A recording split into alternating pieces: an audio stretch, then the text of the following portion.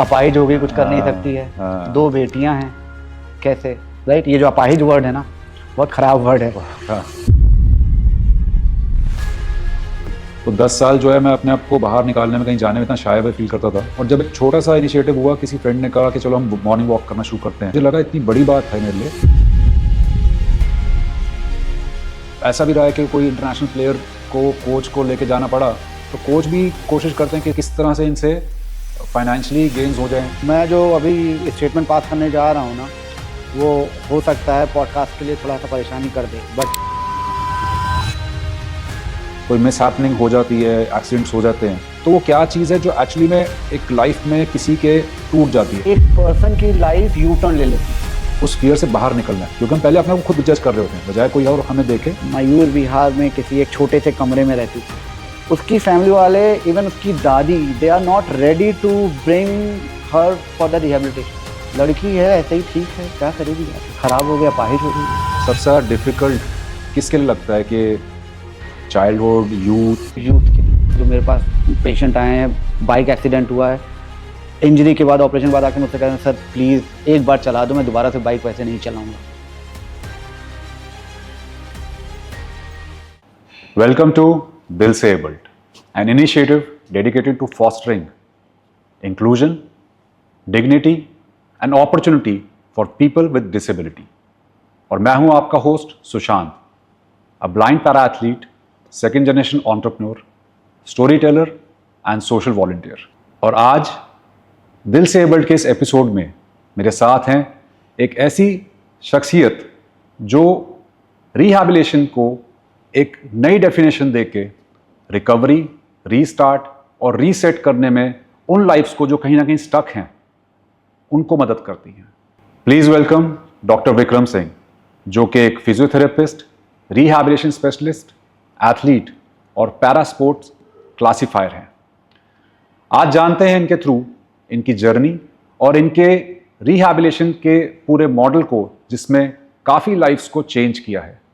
तो डॉक्टर विक्रम सिंह, मैं जानना चाहूँगा आपसे, before we introduce and explore this journey further, आप अपने बारे में अपने शब्दों में कुछ हम सबको बताएं, हमारी ऑडियंस को बताएं। सो अगर मैं अपनी जर्नी की बात करता हूँ, when I started my profession in 2004, मेरी जॉब लगी थी अपने इंडियन स्पाइनल इंजरी हॉस्पिटल में। 4 साल मैंने वहाँ जॉब करी। वहाँ जॉब करते टाइम स्पाइनल कॉर्ड इंजरी को बहुत करीब से देखा। राइट। तब मैं डिसेबिलिटी में इतना काम नहीं कर रहा था, तो फिजियोथेरेपिस्ट का मतलब यही था कि बैक पेन, शोल्डर पेन और थोड़ा सा स्पोर्ट्स में फिजियोथेरेपिस्ट चाहिए होते हैं। सो एम वही था कि आगे चल कर के स्पोर्ट्स में जाना है, because I M athlete. Okay. तो प्लान वही था कि किसी टीम के स्पोर्ट्स फिजियोथेरेपिस्ट बन जाएंगे। But when I met with this spinal cord injury, कि जब होती है तो लोगों का माइंडसेट कैसे चेंज होता है, अपने बारे में कैसे सोचते हैं, तो वहाँ से मेरी लाइफ ने यू टर्न लिया। Then I just, you can say कि spinal cord injury is my first love, जिससे इतना ज़्यादा प्यार हो गया कि उनके लिए करना था कुछ। तो थोड़ा सा मैं ये भी जानना चाहूँगा, आपने बताया कि आप एथलीट, तो आपने कौन सा स्पोर्ट्स था जो आप खेलते रहे हैं? अगर देखा जाए तो मैं नेशनल लेवल बास्केटबॉल प्लेयर रहा हूँ। Oh great. ये 95-96 की बात बता रहा हूँ, जब मैं लखनऊ रिप्रेजेंट किया करता था। अच्छा। तो वहीं से फिजियोथेरेपी के बारे में पता लगा, आगे बढ़ना शुरू किए, फिर रिहैब में आ गए। सो यस, और स्पोर्ट्स से पुराना नाता था, तो ये हुआ कि आगे चल कर के किसी स्पोर्ट्स टीम के साथ रहना है। और डिसेबिलिटी में भी बहुत स्पोर्ट्स हैं। राइट। तब तो 2004-2005 की बात बताएं, तब पैरा स्पोर्ट्स इतना पॉपुलर नहीं था इन इंडिया। राइट। सो धीरे धीरे पैरा स्पोर्ट्स के बारे में पता लगा, उसके बारे में पढ़ना शुरू किया। कई प्लेयर्स निकले मेरे हाथ से रिहैबिलिटेट होकर के, तो वो एक होता है ना, अलग सी खुशी मिलती है when you see your patient, जो कि अब प्लेयर्स हो चुके हैं। तो पेशेंट बोलना ठीक नहीं है। अब उन प्लेयर्स को देख के लगता है ना कि एक टाइम पे कहाँ थे, अब कहाँ हैं। तो आपने वो जर्नी देखी है, पेशेंट से परफॉर्मर और पैरा एथलीट्स बनते हुए Yes. उस ट्रांजिशन को आपने एक्सपीरियंस करा है, उनकी लाइफ ट्रांसफॉर्मेशन हाँ जी। जर्नी देखी है। हाँ। तो सर मेरा आपसे एक सवाल जो अक्सर एक मिसकंसेप्शन या क्लैरिटी मांगता है कि रिहैबिलिटेशन क्या सिर्फ फिजियोथेरेपी और एक्सरसाइज है या कुछ और है? अगर रिहैबिलिटेशन को मैं बोलूँ तो हिंदी में अगर बोला जाए what is the meaning of rehabilitation, तो रिहैबिलिटेशन मतलब होता है पुनर्वास। ओके। पुनर्वास मीन्स कि आपके पास कोई बंदा आया है, उसको वापस सोसाइटी में भेजना ताकि वो अपने फैमिली के लिए ब्रेड एंड बटर अर्न कर सके। वो उसे ये लगे yes he is also important part of the society. Right. But when the person met with the accident, or if the person being on the wheelchair, हम लोगों को शायद नहीं पता कि वो किस किस क्राइटेरिया से गुजरता है, what the mental status, what the behavioral status, how he or she sees himself, तो कितना डिप्रेशन में जा रहा है, कितना नहीं जा रहा है। तो वहाँ पे एज अ थेरेपिस्ट बहुत इंपॉर्टेंट रोल प्ले करना पड़ता है आपको कि उसकी फिजिकल, मेंटल और इमोशनल स्टेट को चेंज करना। यस। तो Right. मैं जैसे हर जगह बोलता हूँ, मैं अपने स्टाफ को भी बोलता हूँ जो मेरे साथ काम करते हैं कि you are not a therapist only, sometime you have to be therapist, sometime you have to be a counselor, sometime you have to be a father figure, mother figure, sometime you have to be a friend. So क्योंकि आपके साथ जितना patient एक therapist के साथ time निकालता है ना, वो शायद अपने फैमिली में किसी के साथ नहीं निकालता है। Absolutely right. So you have to take out maximum out of the patient.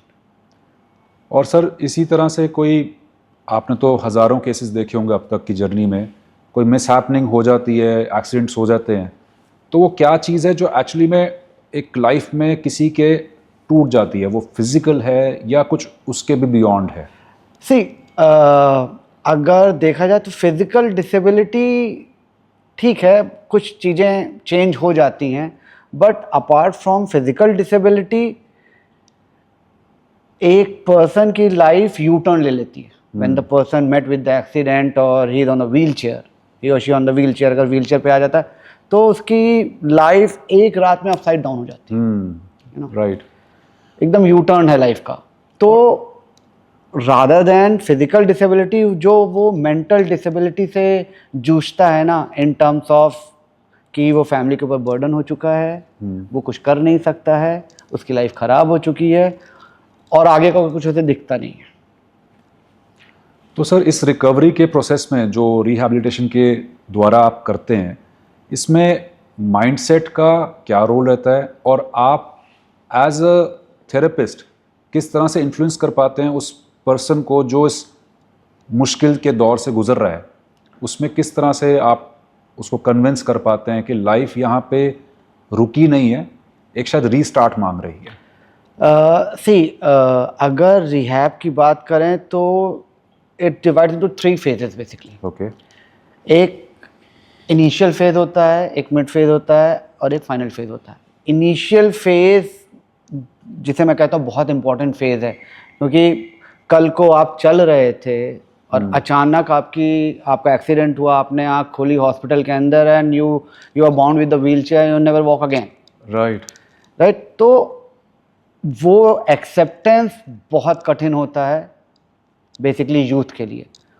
अब इसमें भी हम अगर 3 फेज में डिवाइड करते हैं तो एक यूथ फेज होता है, एक एडोलसेंस फेज है, फिर इसके बाद एक आपका आता है कि एज के हिसाब से अगर 45, 50 या 50 के अबव एक्सीडेंट होता है तब 50 के अबव एक्सीडेंट होता है तो दैट डिपेंड कि हम थोड़ा सा इंडिपेंडेंट कर दें ताकि रोज़मर्रा की ज़िंदगी में वो दूसरे के ऊपर आश्रित ना रहें, इंडिपेंडेंस हो जाएं, अपना काम सारा खुद से कर सकें। मैं यूथ और एडोलसेंस की अगर बात करूं तो उसमें क्योंकि आपका इंजरी के पहले आपने बहुत से सपने देखे होते हैं कि मुझे ये करना है लाइफ में, मुझे ऐसा बनना है, मुझे ये चीज़ अचीव करनी है, and when you met with the accident और somehow you will be on the wheelchair, तो आपके सारे ड्रीम्स शैटर्ड हो जाते हैं। फॉर द फर्स्ट 10-15 डेज ये लगता है कि यार एक्सीडेंट हुआ, क्योंकि स्पाइनल कॉर्ड इंजरी को या हेड इंजरी को शायद लोग इतना इंडिया में जितना मैंने देखा विद माय एक्सपीरियंस, उनको पता ही नहीं है what is spinal cord injury, उसके बाद क्या होगा। तो उनको ये लगता है कि नहीं अभी कुछ टाइम की बात है, विद इन सम टाइम हम फिर से वॉक करने लग जाएंगे।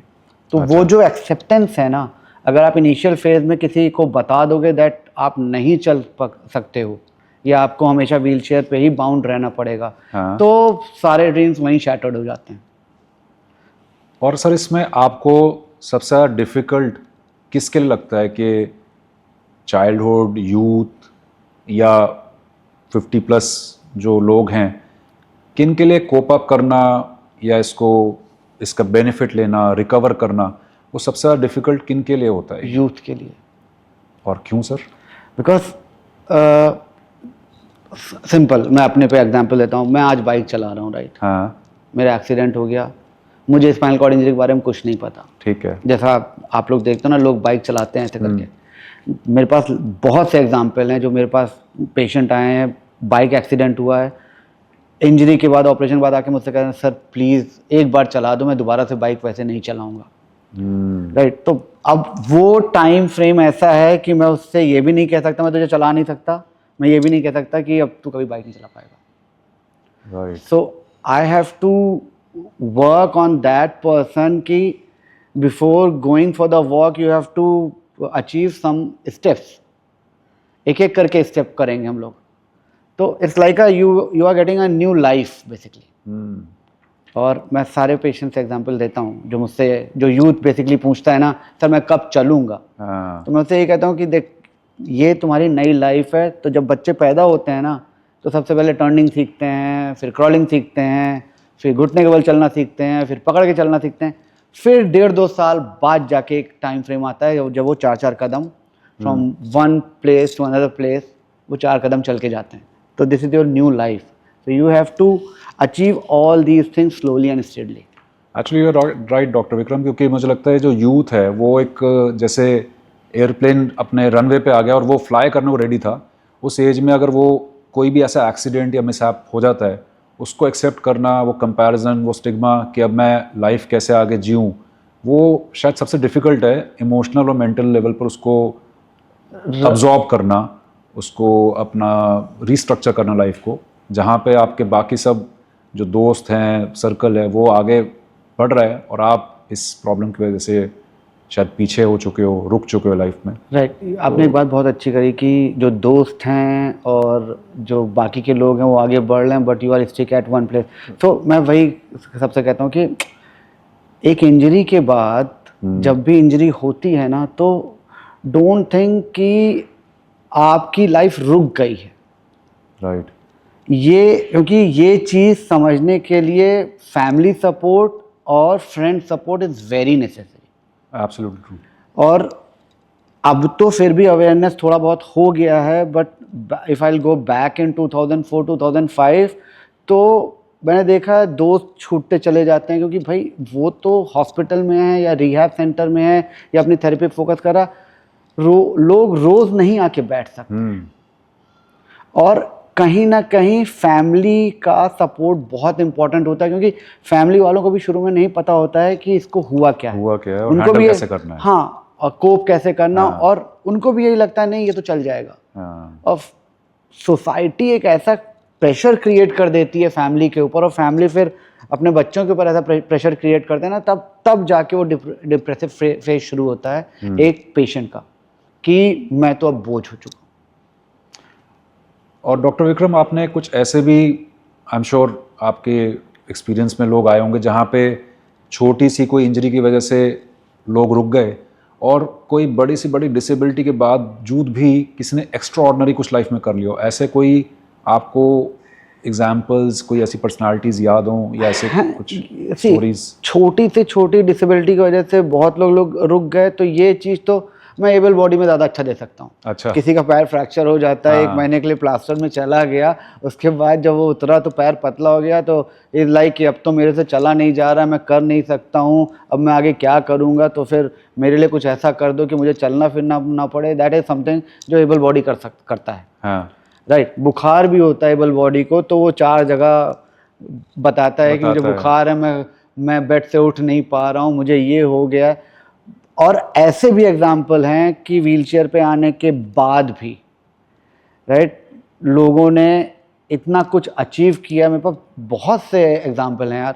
मेरे पास एक एग्जांपल है, एक BHU का लड़का था, ही इज अ स्कॉलर इन अच्छा। BHU back in 2008। तो उसका वहाँ पे एक्सीडेंट हुआ था। ही is a bright cricketer also, he is अ, उसे स्कॉलरशिप मिली थी BHU में, और जॉब लग चुकी थी उसका ग्रेजुएशन के बाद।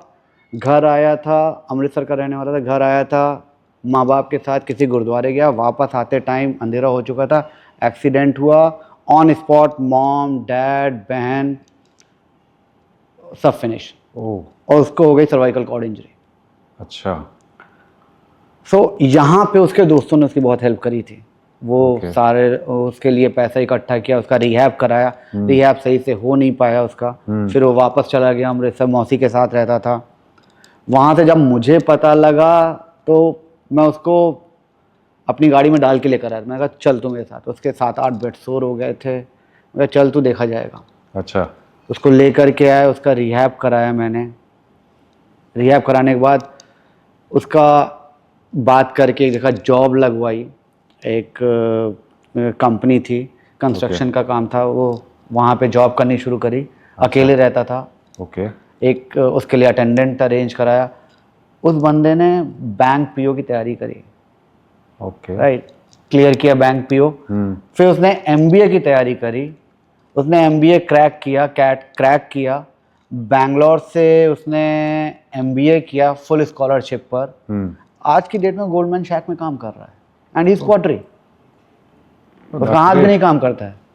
मतलब आप उसको अमृतसर से लेके आए, आपने उसका रिहैबिलिटेशन करा, हाँ, उसके लिए अटेंडेंट अरेंज करा, उसको आगे मौका मिला कि वो बैंक से कॉर्पोरेट तक की जर्नी उसने तय करी, and now he is in a big firm, मतलब Goldman Sachs is not a small right firm, right.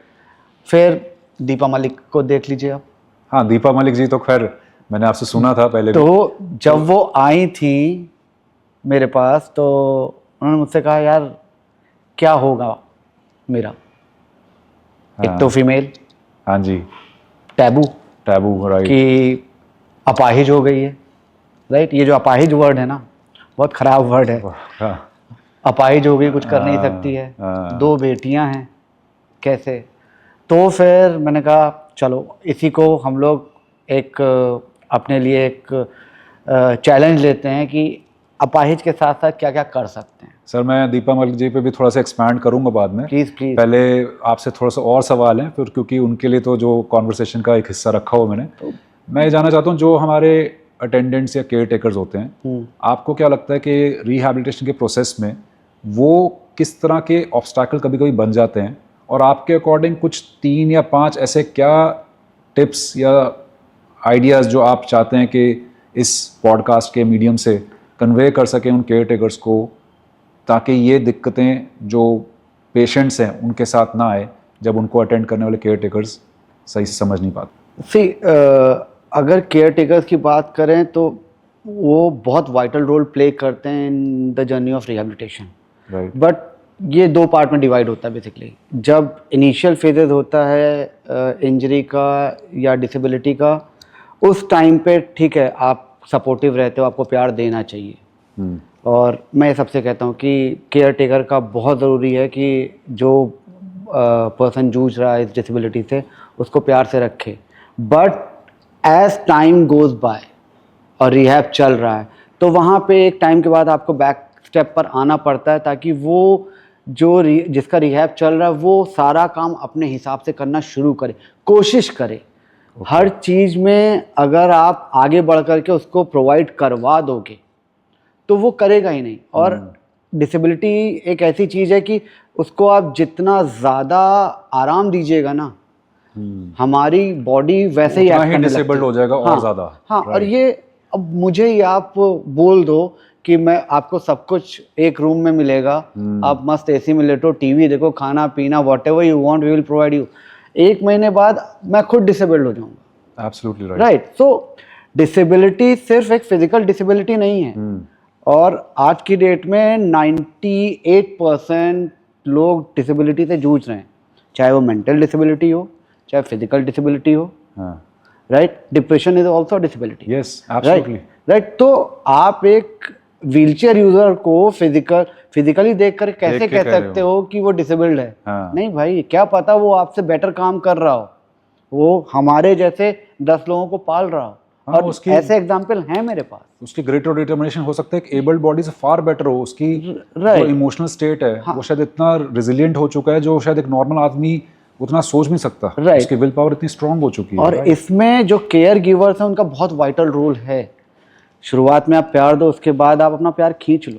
Late them be on their own. पता तो लगे उनको परेशानी कहाँ हो रही है।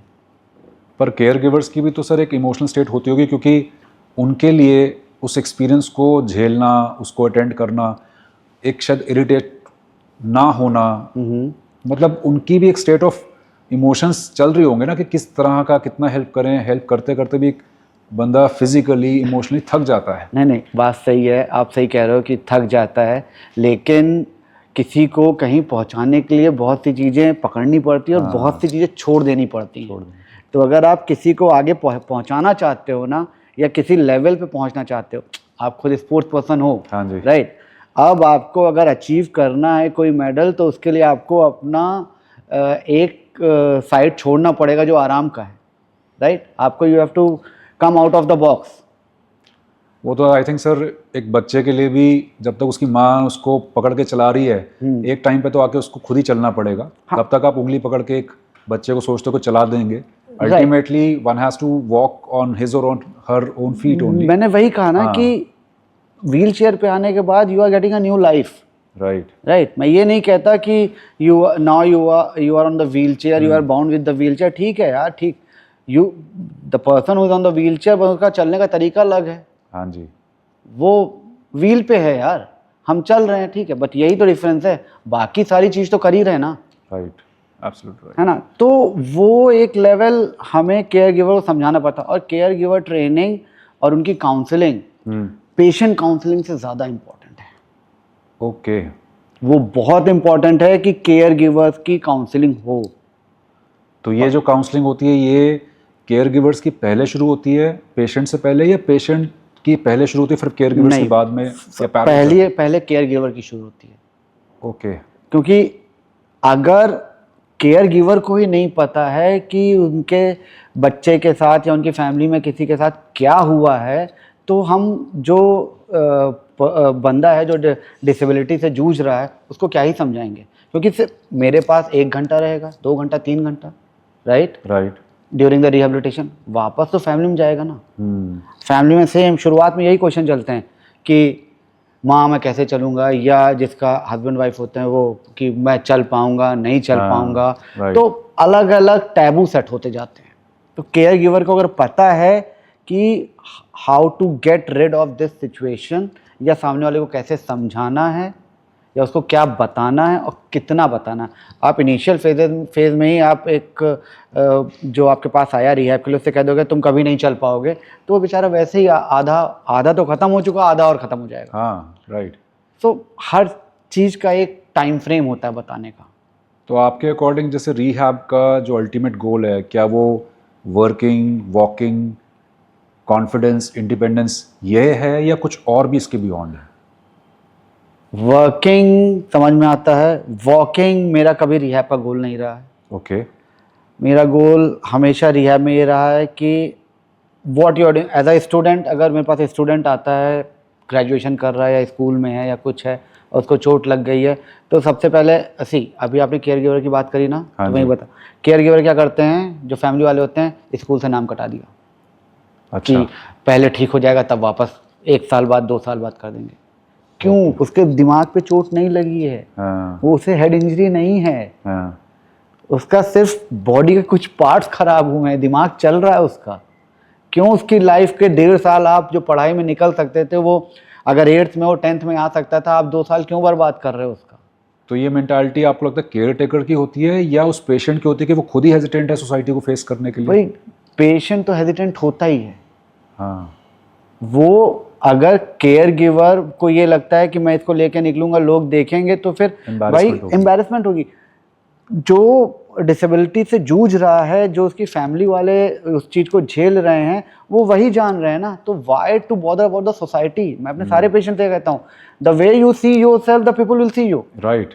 कोई अगर तुम्हें घूर के देख रहा है ना, तो बुला लो उसको। हाँ। कि तो भाई यहाँ के पूछ लेना, देखना क्या चाह रहा है, क्या चाह रहा है, कि क्या क्या देखना। कभी व्हीलचेयर नहीं देखी या बैठे हुआ कोई इंसान नहीं देखा। बिल्कुल सही कह रहे हैं सर। भाई तुम लोग जाके कुर्सी ढूंढते हो, मैं अपनी कुर्सी लेकर आ रहा हूँ या आ रही हूँ। तो हमारे में हमें चेयर ढूंढने की जरूरत नहीं है। We have our own throne with us. So this is, we have to change this thing कि आप जैसे देखोगे सोसाइटी वैसे देखेगी। फैमिली वालों को भी ये समझना चाहिए, जो झेल रहा है या जिसके ऊपर वो बीत रही है ना, वो वही जानता है। तो why to bother about the society. ना तुम्हें सोसाइटी खाने को दे रही है, ना पीने को दे रही है, सिर्फ तुम्हें बेचारा बना रही है। तुम बेचारे नहीं हो यार। एब्सोल्युटली। तुम एक पत्थर तो मारो पानी में, देखो तो सही। तो आपके अकॉर्डिंग सर, ये जो इंडिपेंडेंट होने के वो क्या स्टेप्स होते हैं जिससे एक पर्सन इंडिपेंडेंटली अपनी लाइफ जीना शुरू कर देता है? कुछ ऐसी चीज़ें जहाँ हर इंजरी का एक अलग अलग क्राइटेरिया है यार। हाँ। है ना।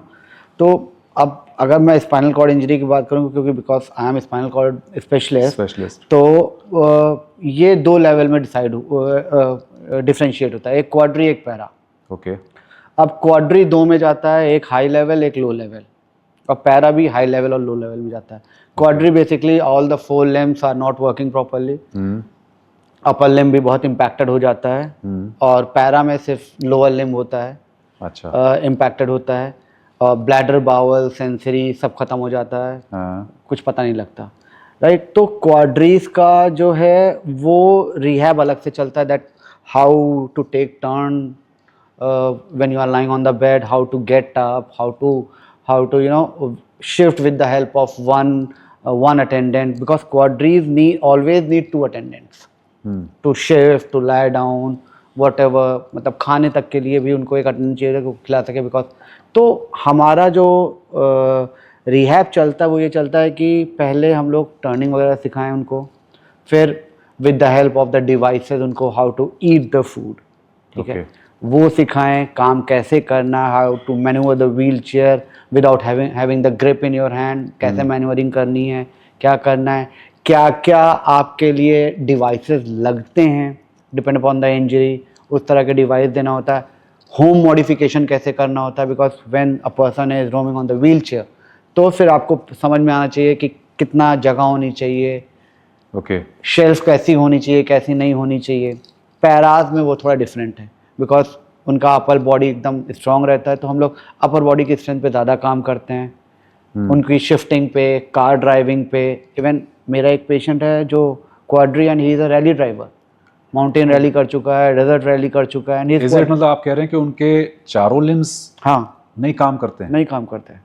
And then he is a rally driver. Yeah that's amazing. हाँ, सो ये स्टेट ऑफ माइंड है। आप जितना अपने माइंड को स्ट्रांग करोगे ना, और जिस हिसाब के रिहैब से निकलोगे ना, हाँ, तो यहाँ 2 चीज़ काम कर रही है। एक mindset of a person, patient, हाँ, पेशेंट और पर्सन, राइट, और एक माइंडसेट आपके थेरेपिस्ट का क्या है, वो आपको कहाँ देखना चाहता है। क्योंकि इंजरी के बाद ना इनको लगता है इनका कैलिबर ख़त्म हो चुका है। हाँ, तो वो कैलिबर यू हैव, यहाँ पे एक थेरेपिस्ट बहुत वाइटल रोल प्ले करता है कि आपको उसका कैलिबर बाहर निकाल के लाना है। उसका शौक क्या है, उसके शौक नहीं मरने देने हैं। मैं अपने सारे पेशेंट से ये कहता हूँ कि शौक मत मारो, हाँ, उनको कैसे पूरा करना है तुम आके मुझे बताओ कि तुम लोग को कहाँ पे क्या दिक्कत आ रही है। हम दोनों बैठ करके उसका सोल्यूशन फिगर आउट करेंगे। ऐसे नहीं तो वैसे निकालेंगे। तो जनरली सर, इसमें इस प्रोसेस में जो सोसाइटी में वापस जाने का एक प्रोसेस है रिहैब के थ्रू, कितना टाइम लगता है और कैसे ट्रेन करते हैं कि सोसाइटी में उसकी नॉर्मल एक्सेप्टेंस पर्सन की हो जाए? जनरली इसमें कितना टाइम फ्रेम आपको लगता है कि? एक एग्जांपल देता हूँ मैं आपको, जो यूजुअली मैं अपने सेंटर में करता हूँ। तो होता क्या है कि इन लोग को fear of society, fear of people और फियर ऑफ गैदरिंग। बहुत लोग हैं तो उसमें मैं कैसे अकोमोडेट करूँगा या करूँगी, राइट। तो what I used to do कि मैं अपने सारे पेशेंट को लेकर के घूमने निकलता हूँ। तो अभी लास्ट ईयर 2024 आई थिंक 2024 में मेरे ख्याल से 9 या 10 व्हीलचेयर यूज़र थे जिनको लेकर मैं वैष्णो देवी गया था। बाय नहीं, बाय एयर नहीं, मैंने बस करी थी। बाय बस मतलब आप गए थे? बाय बस। ऑलमोस्ट 9 व्हीलचेयर यूजर्स को लेकर। हाँ, अच्छा। और जिसमें से 3 तो ऐसे थे जो 3 साल से घर से बाहर निकले ही नहीं थे। सर उनके लिए तो बहुत बड़ा एक्सपीरियंस रहा होगा। बहुत कि बड़ा एक्सपीरियंस घर से बाहर निकलना, that too. So it's a part of rehab, you know, कि बाहर जब आप निकलते हैं, आप 10 घंटे की जर्नी कर रहे हो, 10 घंटे की जर्नी में क्या क्या कॉम्प्लिकेशंस आते हैं आपको अगर बैठे हो, क्योंकि ये लोग तो एक जगह बैठ जाते हैं, राइट। तो इनको कॉम्प्लिकेशन में इनको इन्फेक्शन का डर होता है, बेड सोर का डर होता है, शेयरिंग फोर्स, क्योंकि बस चल रही है तो हमारा बट अगर सीट पर है और हिल रहा है तो शेयरिंग फोर्स से क्रैक हो सकता है, स्किन सोर में चेंज हो सकता है। तो हर थोड़ी थोड़ी देर बाद कैसे पुशअप लेना है, प्रेशर कैसे रिलीज करना है, इन्फेक्शन होता है तो उससे कैसे बाहर निकलना है या शिफ्टिंग कैसे करनी है। तो मेरी पूरी टीम, पेशेंट सब गए थे। तो उस जर्नी के दौरान मैं इन लोग को साथ में बताता भी रहता था। और अब वो कह लो माता रानी की कृपा थी या क्या थी, हम लोग की जर्नी बहुत अच्छी थी। और मैंने अपने सारे पेशेंट थे, जब हम लोग भवन पे जा रहे थे तो मैंने गैदर किया था सारे पेशेंट को। मैंने कहा था किसी को नहीं देखना कि लोग तुम्हें कैसे देख रहे हैं कैसे नहीं देख रहे हैं। हम लोग दर्शन करने जा रहे हैं, उनका बुलावा आया इसलिए हम लोग यहाँ तक पहुँचे हैं, राइट। तो लोग कैसे देखेंगे कैसे नहीं देखेंगे, अगर कोई कहे कि आप यहाँ पे कैसे आए तो उनको बताओ अपनी स्टोरी कि तुम कैसे आए हो, क्योंकि उन लोग को नहीं पता, राइट। जो परेशानी हम लोग झेलते हैं या आप लोग झेलते हो नहीं पता है। तो वो एक उनको, और जब ऐसे लोगों को देखते हैं ना लोग, तो उनको खुद लगता है यार जब ये कर सकते हैं व्हाई नॉट मी। तो ये लोग जो व्हीलचेयर यूज हैं ये खुद एक इंस्पिरेशन है फॉर द एबल बॉडी जो रोते रहते हैं। सर मेरे साथ तो खुद ही एक्सपीरियंस रहा था। जो मैं पहले, जब मेरी प्रॉब्लम डायग्नोस हुई थी 2004 या 5 की बात है, विजुअल इम्पेयरमेंट की, तो 10 साल जो है मैं अपने आप को बाहर निकालने में, कहीं जाने में इतना शाय फील करता था। और जब एक छोटा सा इनिशिएटिव हुआ, किसी फ्रेंड ने कहा कि चलो हम मॉर्निंग वॉक करना शुरू करते हैं, तो मुझे लगा इतनी बड़ी बात है मेरे लिए। वो खुला आसमां, वो हवा, वो महक, वो सुबह की एक ठंडक, और उस चीज़ से कैसे लाइफ ने वापस स्विंग अप किया।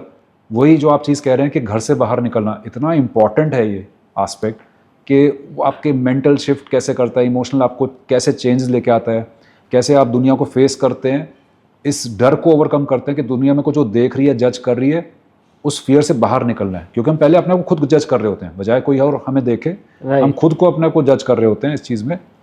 करेक्ट। तो सर इससे एक सवाल मेरा ये भी आता है कि अक्सर एक कॉमन मैन की लाइफ में भी ये बहुत अब आने लग गए पर्पस ऑफ लाइफ। तो जब आपके साथ कोई ऐसा एक्सीडेंट, कोई ऐसा हादसा हो जाता है, तो फिर उस स्टेट में भी एक पर्पस ऑफ लाइफ तलाशने में एक थेरेपिस्ट का क्या रोल, क्या सिग्निफिकेंस रहता है, जहाँ पे वो उसको कुछ गाइडेंस दे सके? जैसा मैंने बोला था ना कि सपनों को कभी रोकना नहीं चाहिए, उनको उड़ान भरने दो। मैं अपने बहुत से पेशेंट से बोलता हूँ कि सपनों की कोई सीमा नहीं है। हाँ। तुम जब सपने ही नहीं देखोगे तो उनको पूरा करने के लिए कोशिश कैसे करोगे। तो जब पेशेंट मेरे पास आता है तो ठीक है, रिहैब का काम है मेरा कि इंडिपेंडेंट करना है। हाँ जी। बट इंडिपेंडेंस का मतलब ये नहीं कि उसी रिहैब सेंटर में मैंने इंडिपेंडेंट कर दिया, now you are on your own, which is going a lot in India basically. कि रिहैब कर दिया, ठीक है, तुम ये शिफ्ट कर ले रहे हो, ये कर ले रहे हो, वो कर ले रहे हो, देन व्हाट? उसके बाद क्या? पर्पस क्या है लाइफ का, एम क्या है लाइफ का, कुछ पता ही नहीं होता उनको। हाँ। ना उनके घर वालों को समझ में आता। उनको लगता है कि अब हो गया, ठीक है, घर में रहेगा, घर में रहेगा, कोने पे, हाँ कोने पे रहेगा, ये करेगा अपना, ठीक है, देख लिया जाएगा। तो खा पी ले, हाँ, सो ले, उठ ले, actually, दैट्स इट। तो लाइफ उतनी ही रहेगी। हाँ। फिर जब ये क्वेश्चन आता है ना आगे क्या, तो जब मैं थेरेपी कराता हूँ, हम लोग कराते हैं अपने जो भी पेशेंट्स हैं, तो उनसे हम लोग जब बात करते हैं कि what you want to do in your life, कैसे आगे बढ़ना है या क्या सोचा है कैसे नहीं सोचा है, तो जब वो बताते हैं ना, जैसे एक मतलब आप लोग जानते होंगे, पर्ल करके है पेशेंट, क्वाड्री है। हाँ जी। तो जब वो मेरे पास आई थी रिहैब के लिए तो बहुत शांत रहती थी, ऐसे ही बातचीत होती रही। तो मैंने कहा क्या करना चाहती थी? तो कहती है सर मैं तो नेशनल स्विमर थी, स्विमिंग के टाइम में ही चोट लगी थी, अब पता नहीं स्विमिंग कर पाऊंगी नहीं। That is the time and it clicks कि भाई क्यों नहीं कर सकते स्विमिंग। तो मैंने उसे लेकर मैं उसे पूल में उतारा था। मैं कहा चल तैर के देख। कह नहीं सर मैं कैसे तैरूंगी, मेरा तो फिंगर्स भी नहीं खुलते हैं, पैर नहीं चलेगा। मैंने कहा कोशिश करने में कोई जा रहा है। उतारा, उसने स्टेट के ट्रायल्स भी दिए। नाउ वो इतनी खुश है कि वो she wants to be, she is a pool person basically.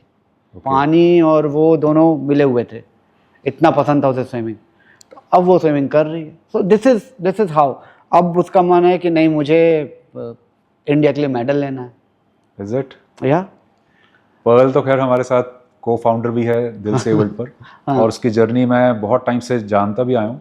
But ये चीज़ सोचना बियॉन्ड इमेजिनेशन है कि एक व्हील चेयर पर जब लाइफ आके रुक जाती है, वहाँ से स्विमिंग पूल का, जहाँ आप सड़क पे या रास्ते पे चलने का नहीं सोच सकते, एक पानी में उतरना, वो चीज़ को, उस ड्रीम को रीलिव करना, और आप उस चीज़ को आपने एक्सपीरियंस कराया, और वो उसकी आगे अब सोचने का हौसला लेके आना कि मैं इंडिया को रिप्रेजेंट करना चाहती हूँ उसमें। आई थिंक ये शायद आप जैसे लोगों की वजह से ही पॉसिबिलिटी, अदरवाइज शायद घर पे रह के या हमारे फ्रेंड सर्कल, फैमिली सर्कल में कोई नहीं कर सकता जब तक ये एक्सपर्ट्स और ज़्यादा नहीं होंगे इस कंट्री में, जो कि उस सोसाइटी जिसमें बहुत लिमिटेशंस आ चुकी हैं डिसेबिलिटी की वजह से, उनको एक मौका दे, उनको वो तरीके, वो नॉलेज दे कि किस तरीके से वो आगे लाइफ को कंडक्ट कर सकते हैं। अरे एक्चुअली बात क्या है ना कि रिहैब एक छोटा सा वो नहीं है कि बुखार आया 5 दिन में तुम ठीक हो गए, ये एंटीबायोटिक चल गई, ये काम नहीं करी 5 दिन में, 5 दिन बाद एंटीबायोटिक चेंज कर दी। It's not like that. Rehab बहुत लंबा प्रोसेस है। हाँ। तो सब कोई अफोर्ड भी नहीं कर सकता रिहैब। आजकल जैसे रोबोटिक्स का बहुत नाम चल रहा है, रोबोटिक्स करके। सो इंडिया में 60 to 70% ऐसे लोग हैं जो रिहैब अफोर्ड कर ही नहीं सकते properly, because of the cost. Because of the cost. क्योंकि सिर्फ दिल्ली के लोग तो रिहैब कराएंगे नहीं, ऑल ओवर इंडिया से रिहैब कराने आएंगे, और वो यहाँ आके रहेंगे, थेरेपी लेंगे, उनका रहना, खाना, खर्चा, दवाई, it goes nearly about more than 1 lakh per month। और एक That is simply not affordable। हाँ, for middle tier 2, class tier 3 family या city। Below middle class family या टीयर 2 टीयर 3 में जो सिटीज़ में जो लोग हैं वो कर ही नहीं सकते। तो बहुत से मैंने ऐसे बच्चे देखे हैं जिनमें कैलिबर है, but because of the financial crunch they are not able to do the rehab. तो उन्हीं के चक्कर में मैंने, ये तो आपके पॉडकास्ट से जाना चाहिए लोगों के पास, कि मैंने लखनऊ में एक रिहैब इसलिए खोला है बेसिकली, जहाँ पे 5,000 में रहना, खाना और थेरेपी हम लोग सारा दे रहे हैं। अच्छा। और जिसका जो काम कर सकता वोकेशनल ट्रेनिंग, क्योंकि मेरा एक क्वाड्री पेशेंट आज की डेट में अपना एक ढाबा चलाता है। अच्छा। And he is quadri. कहाँ पर सर? लखनऊ में। लखनऊ में? हाँ, okay। मेरे रिहैब पे, मेरे सेंटर में रिहैब हो करके फिर उसने वहीं पे एक ढाबा खोला। Now he is earning good. माँ बाप उसके, और वो कितने साल का, 22 साल का है। अच्छा।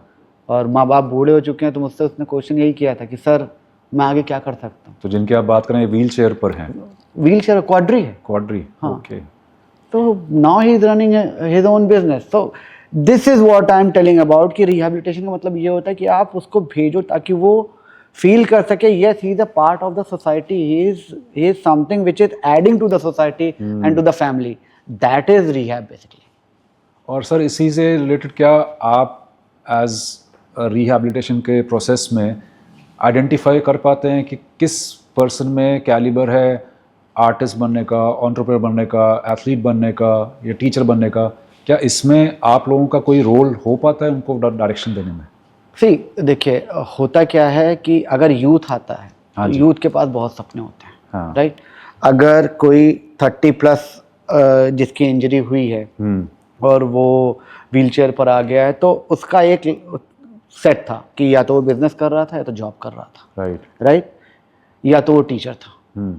सो in that case what we need to do, जो ऑलरेडी बिजनेस कर रहा है या जॉब कर रहा है, तो हमारा जो रिहैब का जो पूरा प्लान होता है ना, उसके जॉब के हिसाब से हम लोग प्लान करते हैं कि अगर वो बिजनेस कर रहा है और वो बिजनेस सपोज करिए ट्रांसपोर्ट का बिजनेस कर रहा है, ठीक है, राइट, उसके गाड़ियाँ चल रही हैं, वो ऑफिस में बैठ के अपना सारा देख रहा है, सब कुछ देख रहा है, तो what we need to do, हमें उसको दिखाना पड़ता है कि प्रोलॉन्ग सिटिंग आवर्स उसके बढ़ाने पड़ते हैं, क्योंकि अगर गाड़ियों का बिजनेस है तो 8 घंटे भी बैठ सकता है अपने ऑफिस में, 12 घंटे भी बैठना होता है, और कभी कभी हो सकता है उससे ज़्यादा बैठना पड़े।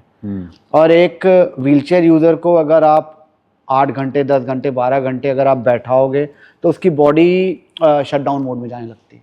ओके, बॉडी फटीग में जाने लगेगी, बहुत से कॉम्प्लिकेशंस आने लगेंगे। तो मुझे उसका जो पूरा रिहैब ट्रेनिंग का प्रोटोकॉल है ना, उसी के इर्द गिर्द घुमाना पड़ता है कि उसको बॉडी को कितना लोड दे सकते हैं, कितना ज़्यादा उसको हम लोग सिटिंग पोजीशन में विदाउट हैविंग द फूड और वाटर कितनी देर तक हम लोग आगे ले जा सकते हैं, कितनी देर तक वो बैठ सकता है, काम कर सकता है, तो उस हिसाब से प्लान करना पड़ता है सारा का सारा। पर डॉक्टर विक्रम, इसमें कई बार ऐसा भी तो गुंजाइश होती हो कि जहाँ पे ऑल्टरनेटिव करियर्स के बारे में सोचना पड़ता हो, क्योंकि शायद पहले का जो जॉब प्रोफाइल था वो, और अब कब जब आपके कोई डिसेबिलिटी आ गई है, कोई ऐसी प्रॉब्लम आ गई है, तो वो हर प्रॉब्लम के बावजूद आप वही सेम जॉब प्रोफाइल तो नहीं कर सकते कंटिन्यू, तो कई बार वो ऑल्टरनेट भी तो कुछ ऑप्शंस आप नहीं सी जिसका देखिए जिसका साइट विजिट जो इंजीनियर्स होते हैं, जिनकी साइट विजिटिंग, उसी बात पे आ रहा था, जो साइट विजिट पर जाते हैं, हाँ जी, राइट, उनका करने के लिए होता है। तो हम लोग जब पूछते हैं ना कि मेरा एक पेशेंट था, रविंद्र नाम था उसका, यही कंक्रीट का काम था और जेसीबी वगैरह चलती, तो उसे साइट पे जाना पड़ता था, राइट, तो वो कह रहा था सर मैं अब कैसे करूँगा साइट पे जाकर के काम, राइट, मैं ऊपर नहीं चढ़ सकता, नीचे नहीं चढ़ सकता।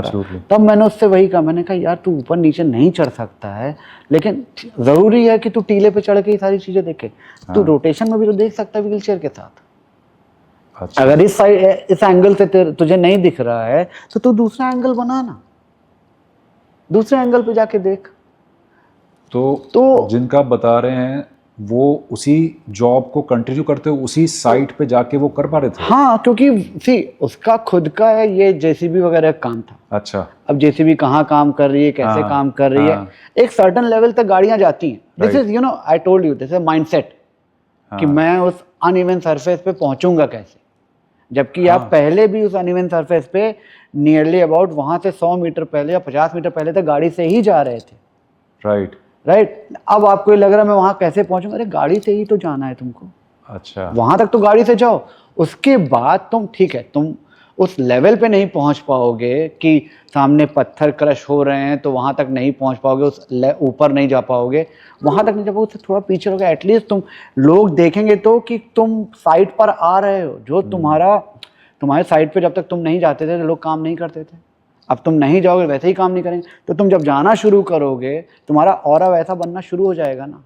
और प्लस इन लोग को एक चीज़ नहीं पता है कि जब ये लोग व्हीलचेयर पे आने के बाद काम करते हैं ना और ऑफ द लिमिट जाके काम करते हैं, राइट, तो ये एक टेरर भी रखते हैं कि बताओ चोट लग चुकी है उसके बाद भी ये बंदा यहाँ तक आ रहा, काम कर रहा है, तो एक टेरर भी रहता है और एक रिस्पेक्ट भी रहती है, प्लस एक मोटिवेशन भी देते हैं कि यार जब ये इस हालत में आकर के इतना काम कर सकता है तो फिर तो हम लोग तो अभी भी सही हैं। इनफैक्ट मेरे माइंड में वही ख्याल आ रहा था कि आपने कभी ऐसा एक्सपीरियंस किया है कि डिसेबिलिटी के बाद उस पर्सन का एक बेटर वर्जन क्रिएट हो गया हो? हाँ, एक चेंज्ड और एक better version, stronger version create हो गया हो? बहुत लोगों का मैंने देखा है यार। और ऐसे कोई ट्रांसफॉर्मेशनल एग्जाम्पल कोई जहाँ पे चोट और डिसेबिलिटी के बाद उन्होंने कुछ एक्स्ट्राऑर्डिनरी, कुछ ऐसा डिफरेंट सा कर दिया जो शायद पहले वो नॉर्मल लाइफ में नहीं कर रहे थे? ऐसी आप लोग गूगल करना, एक डीजे आमिश करके है, DJ Amish, Varun Khullar, the world second DJ and the India's first DJ on wheelchair. उसका वो दोस्तों के साथ मसूरी गया था, मसूरी गया था, लौटते टाइम गाड़ी गिर गई थी तो पैरा हो गया था, चेस्ट बिलो उसका स्पाइनल कॉर्ड इंजरी था। अच्छा, वो 3 महीने कमरे के अंदर बैठा था, हाँ वो 4 दीवारी से निकलता ही नहीं था। हाँ तो उसे निकालने में मुझे 2 से ढाई महीने लगे थे। लेकर के आया उसने, मैंने पूछा क्या है क्या नहीं है, तो कहता सर मुझे तो डीजेइंग का ही शौक था, अच्छा, अब तो मैं कर नहीं सकता। मैंने कहा हाथ चल रहे हैं हाथ चल तेरे, रहे हैं। जी क्यों नहीं कर, सर मुझे कोर्स करना था, जो गुड़गांव में जो कोर्स कराते हैं वहाँ पे स्टेप है। मैंने कहा चल चल के बात करते हैं, वो नहीं बनाएगा हम लोग रैम्प बना के दे देंगे, हाँ कि तू अपना रैम्प अपनी गाड़ी में लेके जा, तुझे शिफ्टिंग में दे। उसको उसका रिहैब किया सारा, रिहैब करने के बाद उसको रिहैब के साथ उसने कोर्स किया डीजेइंग का, ओके, और होटल ललित, सीपी में शायद ललित होटल है ना, राइट, वहाँ पे वो एज अ डीजे वहाँ पे काम किया। आज की डेट में वो बच्चों को जो लोग डीजेइंग सीखना चाहते हैं उसका कोर्स चला रहा है, अच्छा। And he is having the Limca record also, Limca record for India's first DJ on wheel chair. Oh that's amazing. हाँ, तो ऐसे बहुत से एग्जाम्पल हैं। साक्षी कसाना करके है, एक लड़की, आज की डेट में वर्ल्ड में 4th या 5th पोजीशन है शॉर्ट पुट में, पैरा प्लेयर है, ओके, और वो डेंटल कर रही थी, फाइनल ईयर में थी।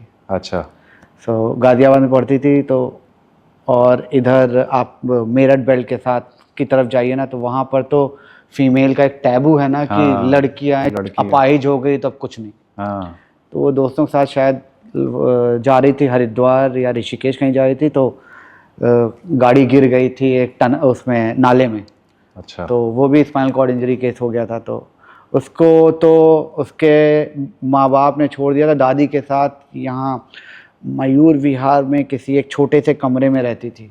अच्छा, तो किसी के थ्रू मुझे पता लगा, जब मिलने गया था तो उसकी फैमिली वाले, इवन उसकी दादी, they are not ready to bring her for the rehabilitation. Reason being, लड़की है ऐसे ही ठीक है, क्या करेगी जाके, खराब हो गई, अपाहिज हो गई है। बस वही कोने में धकेल दो। उसको उस कमरे में रखा था जहाँ खिड़की तक नहीं थी भाई, इतनी पतली सी गली थी उस घर में घुसने के लिए। So sad. और उनका जबकि घर बहुत बड़ा है, हाँ, जो गांव में घर है, ह्यूज, मतलब रिसोर्सेज हैं, पैसे हैं, हाँ, लेकिन पर सोच जो है वो यही है कि लड़की है, हाँ, अब अपाहिज हो गई है, हाँ, कुछ तो नहीं। कोने में कर दो, उसको उसकी लाइफ तो मैं ऐसे चलेगी। लड़ झगड़ के कैसे लेकर आया, आज की डेट में वो पैरालंपियन हो रखी है।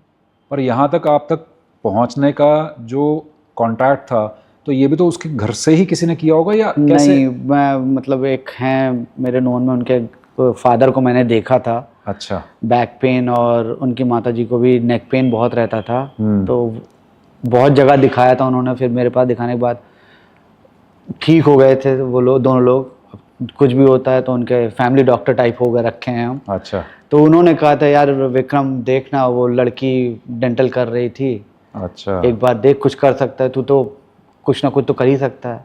फिर जब वो आई थी मेरे पास साक्षी, जब रिहैब कराया ना, तो एक तो जाट हाँ, लड़की, हाथ में ताकत थी। हाँ, मैंने एक दिन ऐसे ही शॉर्ट पुट और डिस्कस पकड़ा दिया after done with the rehab. अच्छा, अच्छा थ्रो किया, मैंने कहा चल तुझे गेम में डालता हूँ। तो she was on wheel chair at that time, और आपने उनके हाथ में शॉर्ट पुट और हाँ, रिहैब के बाद ये हाँ। पकड़ाया, आज की डेट में भाई पैरालंपियन है वो। ग्रेट, ग्रेट, दैट्स तो है, और अब मोटिवेशनल स्पीकर हो गई है वो।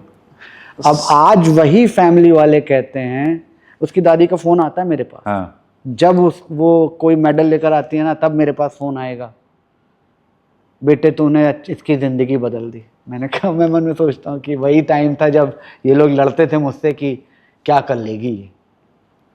तो ट्रांसफॉर्मेशन श्योर सर, होता है। ऐसी पता नहीं कितनी सैकड़ों हजारों दुआएं आपको मिलती होंगी, जिस जिंदगी को जो रुकी पड़ी है उसको कैसे एक रास्ता, एक जरिया दिखा दिया कि वो कहाँ से कहाँ पहुँच गई, कहाँ एक कोने पे, और कहाँ वो अब अपने आप को इंटरनेशनल रिप्रेजेंट कर रही है, ऐसी लड़की या ऐसे और जो शख्सियत है। नहीं तो मैं वही कह रहा हूँ ना कि रिहैब को सिर्फ कमरे तक सीमित मत करिए। रिहैब आपका तभी पूरा है जब आप अपने पेशेंट को एक सर्टेन लेवल पे पहुंचा देते हो, अचीव कर देते हो, और वो फिर जब उस लेवल पे खड़े होते हो, अपने पेशेंट को देखते हो ना, तब आपको लगता है हाँ आपका रिहैब सक्सेसफुल रहा है। नहीं तो आपने कमरे के अंदर करा दिया, फिर वो अपने घर में जाके एक कमरे में ही बैठा, this is not rehab, this is not rehab. और सर क्योंकि आपने बात टच अपॉन करी पैरा एथलेटिक्स की, पैरा स्पोर्ट्स की, तो ये तो एक दिल से काफ़ी क्लोज टॉपिक है मेरे। तो मैं जानना चाहता हूँ इसमें जनरली आपने क्या देखा कि जो एथलीट्स बनते हैं उनका माइंड की कंडीशनिंग पहले से ऐसी हो रखी होती है, या आप जैसे लोग जो इस फील्ड में हैं उनको मोटिवेट और इंस्पायर करते हैं उस माइंडसेट को क्रिएट करने के लिए, to get into that kind of sports? अगर पैरा स्पोर्ट्स की बात करें तो मैं बेसिकली व्हीलचेयर यूज़र, जो व्हीलचेयर पे रहते हैं ना, उनके साथ मेरा ज़्यादा काम रहा है। बस मेरे पास स्पाइनल कॉर्ड इंजरी आता है, राइट? तो उनको इंस्पायर करना पड़ता है, उनको बताना पड़ता है कि आप एज अ स्पोर्ट्स पर्सन आप कौन कौन सा स्पोर्ट्स खेल सकते हो और आप किस कैटेगरी में, कौन कौन सी कैटेगरी में फिट बैठते हो और कौन सा क्लासिफिकेशन में जाते हो, ताकि और उस क्लासिफिकेशन में आपके कौन कौन से स्पोर्ट्स इंक्लूडेड हैं। ओके। और ज़रूरी नहीं है कि हर पेशेंट जो है वो स्पोर्ट्स की तरफ ही रुख कर ले, ऐसा ज़रूरी नहीं है। तो वो आपको देखना पड़ता है, असेस करना पड़ता है। हाँ। और जैसे आपने बीच में जिक्र किया दीपा मलिक मैडम का, जिन्होंने रियो स्पोर्ट्स में सिल्वर मेडल ला के दिया था इंडिया को 2016 में, और इंडियन पैरा एथलेटिक फेडरेशन का भी वो प्रेसिडेंट रही हैं जी। तो उनके साथ आपकी जो जर्नी रही उसमें क्या ऐसा खास आपके खुद का लर्निंग्स या एक्सपीरियंस रहा, वो थोड़ा सा ब्रीफ में अगर आप। यार अगर मैं दीपा मलिक मैम की बात करूं तो बहुत ज़िद्दी इंसान है। अच्छा। ज़िद्दी इन अ गुड सेंस, बेसिकली। करने वाला या ना करने वाले ज़िद्दी? करने वाला, कि मुझे ये करना है। वो अगर आप उनकी बायोग्राफी पढ़ने पे बैठोगे तो बहुत चीज़ें हैं। बाइकर रह चुकी हैं। हाँ। और हाई एल्टीट्यूड पे गाड़ी चला रखी है, और ये सारा का सारा व्हीलचेयर पे आने के बाद शुरू हुआ। तो जो ज़िद होती है ना, डिटर्मिनेशन, वो मैं अपने सारे पेशेंट से कहता हूँ कि वो ज़िद लेकर के आओ।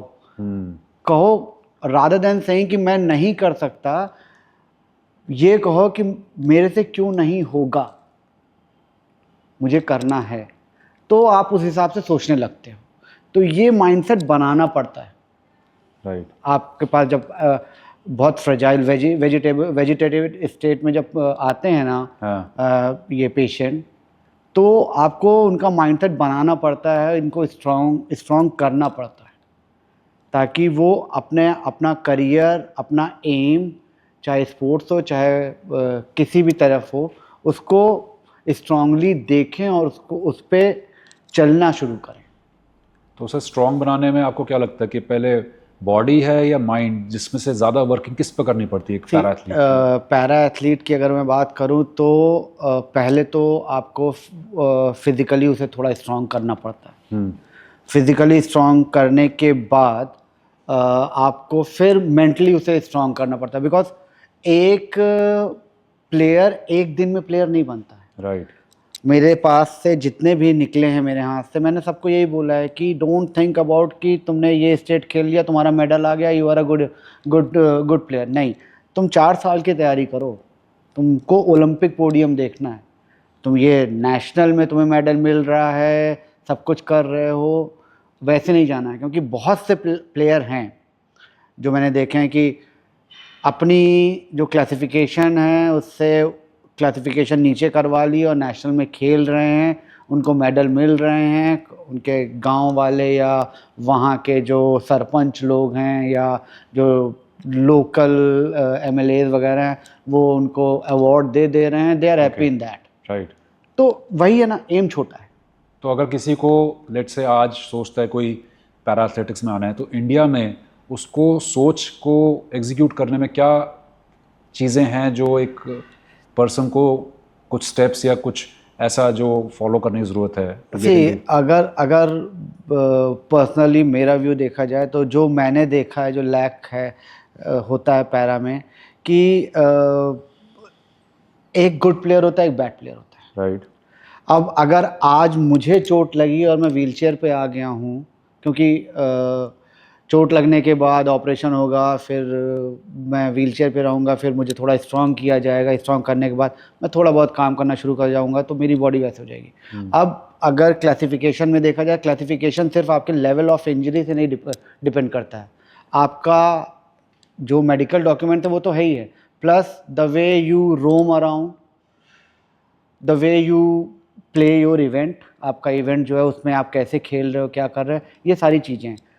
इंडिया में क्या हो रहा है, होता है कि एक प्लेयर को बनाने के लिए जब तक नेशनल पे कहीं मेडल नहीं आता तब तक उसे कोई नहीं पूछता है, और अगर नेशनल में या स्टेट में अच्छा खेलने लग जाता है ना तो उसके पास बहुत से कोचेज आ जाते हैं, उसके पहले कोई कोच नहीं पकड़ता उसको। हाँ, कोई भी कोच नहीं पकड़ता है क्योंकि उनके पास ऑलरेडी वो प्लेयर हैं। और सॉरी टू से कोचेस का भी होता है जो मेरे पास प्लेयर है मैं उन्हीं को आगे बढ़ाऊं, कोई नया प्लेयर ना आए।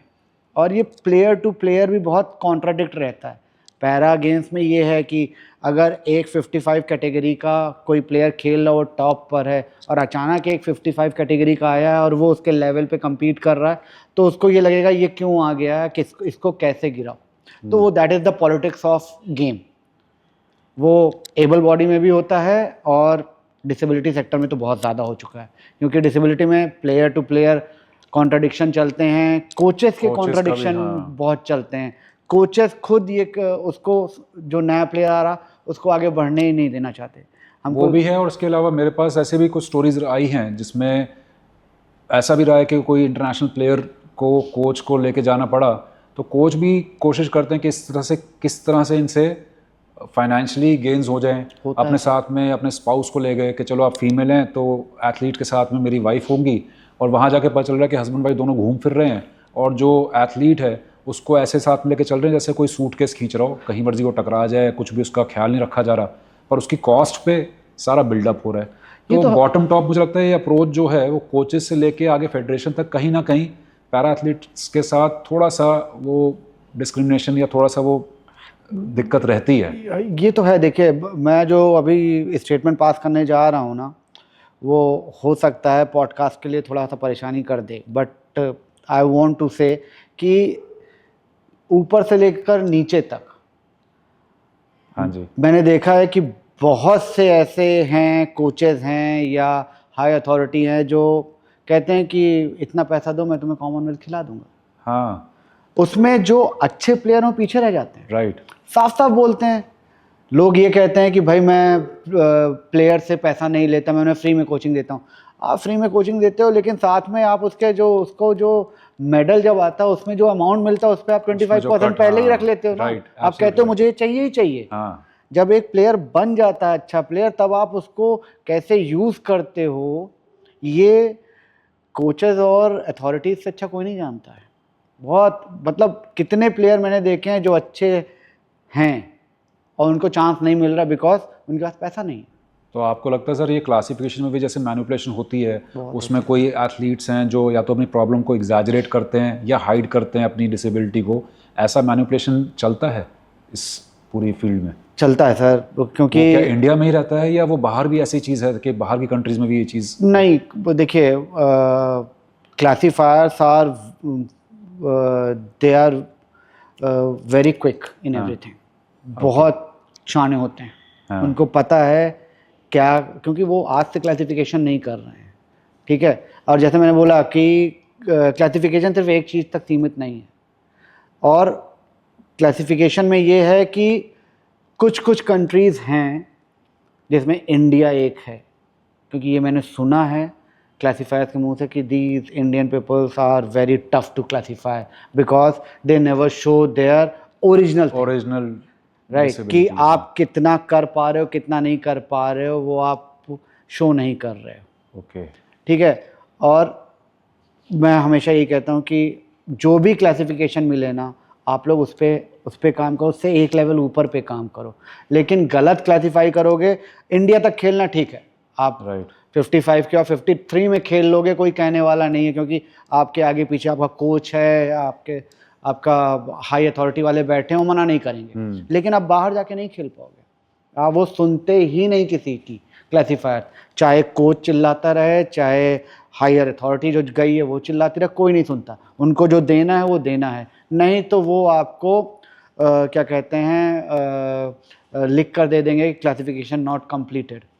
और ऐसा भी कभी हुआ है कि किसी एथलीट या स्पोर्ट्समैन जेन्युइनली उसको इस क्लासिफिकेशन की वजह से भुगतान करना पड़ा हो, कोई मेडल लूज़ करना पड़ा हो, बिकॉज यहाँ क्लासिफिकेशन कुछ कर दी और बाहर जाके जब वो प्ले कर रहा है तो उसके वो कॉम्प्रोमाइज़ हो गया? बहुत से हैं, इंडिया में ही बहुत से हुए हैं। यहाँ पे 54 कैटेगरी दे दी और वहाँ जाकर के 55 56 मिल गई, उसका तो कंपटीशन ही जस्ट डबल हो गया ना। जो मिनिमम क्वालिफिकेशन होती है to compete in any sport in para, तो 55 की, let's take the game like shot put, okay, अब 55 कैटेगरी की है कि 8 मीटर जाना चाहिए, ओके, और 54 कैटेगरी की है कि 6 मीटर जाना चाहिए, और वो 6 से 8 के बीच में खेल रहा है यहाँ पे इंडिया में। बाहर जाके उसकी कैटेगरी 55 हो गई, वो 8 तक पहुंच ही नहीं पाया, उसका तो करियर खत्म ना। सारी प्रैक्टिस नेक्स्ट 1 साल 2 साल प्रैक्टिस करे तब जाके उस लेवल पे compete करेगा, और उस 2 साल में कितने और आ जाएंगे 55 कैटेगरी के। तो मैं वही सबसे कहता हूँ जितने भी प्लेयर हैं, कि जो मैंने इंडिया में लैग करते देखा है, कि आप प्लेयर को एक, जब आपके पास कोई आता है एज अ प्लेयर बनने के लिए, उसका तभी एक इंटरनेशनल क्लासिफिकेशन करा दीजिए।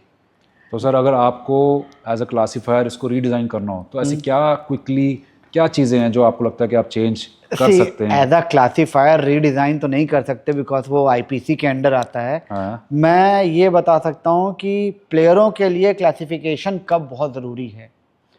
जब आपके पास कोई प्लेयर एकदम नया नया पहुँचता है ना, कि उसे पकड़ना भी नहीं आता शॉट पुट या डिस्कस या जैवलिन, आप तभी, आपको लग रहा है उसमें कैलिबर है, आप with in a period of 6 to 7 months उसका एक इंटरनेशनल क्लासिफिकेशन करवाइए। क्योंकि उसकी जो इंजरी है वो परमानेंट है, इंजरी कहीं नहीं जाएगी।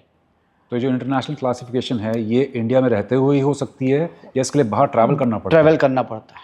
ओके, ये ट्रैवल करना पड़ता है, क्योंकि इंडिया का क्लासिफिकेशन बाहर वैल्यू नहीं है। आपको बाहर इंटरनेशनली क्लासिफिकेशन कराना होगा, तभी आप एक क्लासिफिकेशन में कंफर्म क्लासिफिकेशन मिलेगी।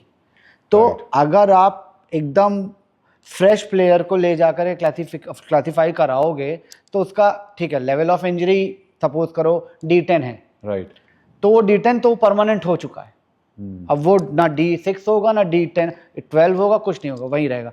लेकिन जब आप प्रैक्टिस कराने शुरू करोगे, तो जो D10 लेवल का जो स्टेट ऑफ बॉडी है, जो इनिशियल फेज में है, आज से 1 साल बाद प्रैक्टिस के बाद वो D10 नहीं D12 लगेगा। ओके, उसका एब्डोमेन स्ट्रांग हो जाएगा, उसका बैक स्ट्रांग हो जाएगा। जैसे मैंने कहा ना, good player and a bad player, right. तो initially it's a bad player, लेकिन आगे चले गुड प्लेयर होगा। अब गुड प्लेयर बनने के बाद अब वो 54 में खेल रहा है, सपोज करिए F54 में, लेकिन इतना खेल चुका है कि उसका टॉर्सो बैलेंस इतना अच्छा हो गया है, तो जब वो बाहर जाके क्लासिफिकेशन करवाएगा 55 मिल जाएगी, उसका करियर डंप हो जाएगा यार। तो इनिशियल फेजेस में ही क्लासिफिकेशन करवाओ ताकि उसको कंफर्म मिल जाए। राइट सर, अब जिस फेज़ में हम अपने कॉन्वर्सेशन में हैं, आपसे क्विकली सिंगल लाइंस में मैं जानना चाहूँगा, दिल से निकलता हुआ एक मैसेज उनके लिए जो कि अभी रिसेंटली किसी डिसेबिलिटी को फेस कर रहे हैं। एक लाइन में आप क्या उनके लिए मैसेज देना चाहेंगे दिल से? डिसेबिलिटी को टैबू मत बनाओ, मेक इट योर स्ट्रेंथ। उसको स्ट्रेंथ जिस दिन बना लोगे ना, यू कैन डू वंडर्स। दिल से मैसेज उस family, parents, sibling, spouse, kids के लिए जिनकी एक मेंबर को कोई डिसेबिलिटी हो गई है, उनके लिए दिल से message. Don't treat them that they are not a part of a family or they are being into disability. Don't treat them at all.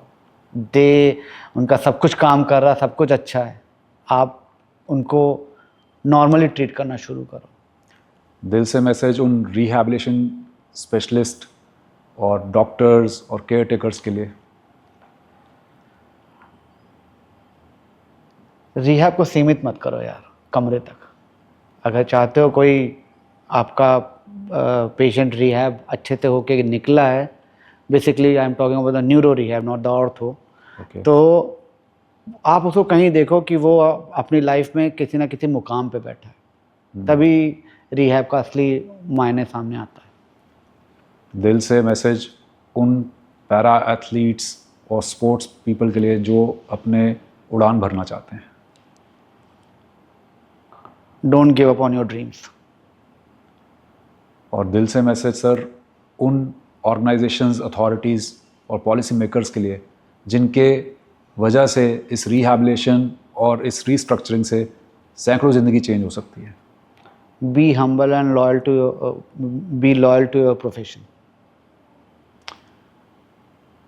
Doctor Vikram, आपसे जितनी भी कॉन्वर्सेशन अभी तक हुई है, जितनी जर्नी आपकी मैंने इस पॉडकास्ट में समझी है, ये क्लियर हुआ कि रिहैबिलिटेशन से, रिकवरी से एक आप वो रीस्टार्ट दे रहे हैं लाइफ को जो शायद इंसान गिव अप कर चुका है। और ये रिहैब सिर्फ मसल की स्ट्रेंथ नहीं है, ये कहीं ना कहीं उसके इंडिपेंडेंस और कॉन्फिडेंस की एक जर्नी है, जहाँ शायद एक इंसान को लगता है कि मेरी स्टोरी यहाँ के रुक गई है, वहाँ आप एक नई दास्तां की शुरुआत कर रहे हैं। और आपसे बात करते हुए हमारे को ये भी समझ में आया कि कैसे इसमें सोसाइटी, फैमिली, पॉलिसी मेकर्स और थेरेपिस्ट की एक पूरी चेन है, जहाँ पे कोई भी एक सीक्वेंस में चीज़ मिस हो जाती है तो उसका इस लाइफ पर जिसके साथ ही एक्सपीरियंस हो रहा है क्या असर आता है। Thank you doctor Vikram for sharing your insights, valuable feedbacks on क्या क्या लाइफ के एक्सपीरियंस रहे हैं, किस तरह से आपने अपने पेशेंट्स को एथलीट्स बनाते हुए उनकी नॉर्मल लाइफ में, उनके प्रोफेशन में उनको हेल्प करी है। आई एम श्योर आपकी इस कॉन्वर्सेशन से कई सारी ज़िंदगियां हैं जो लुक फॉरवर्ड करेंगी कि हम कुछ कर सकते हैं। Thank you so much for sharing your valuable insights with us. Last में एक चीज़ बताना चाहूँगा, जितने भी हैं जो डिसेबिलिटी से जूझ रहे हैं, बेचारा मत समझो अपने आप को यार, तुम लोग बेचारे नहीं हो, बेमिसाल हो, बेमिसाल हो। Thank you. मैं हूं सुशांत गुप्ता और ये था दिल से एबल्ड। अगर आपको ये कॉन्वर्सेशन वैल्यूबल या इंस्पिरेशनल लगी अपने लिए या किसी ऐसे के लिए जिसकी रिकवरी की जर्नी अभी स्टार्ट होनी है, तो please do share it with someone who is stuck in life, and keep tuned in to Dil Se Abled for more such दिल से conversations। और याद रखिए, डिसेबिलिटी किसी इंसान की पहचान नहीं होती, उसका इंक्लूजन, डिग्निटी और अपॉर्चुनिटी उसका एक हक होता है। नमस्ते।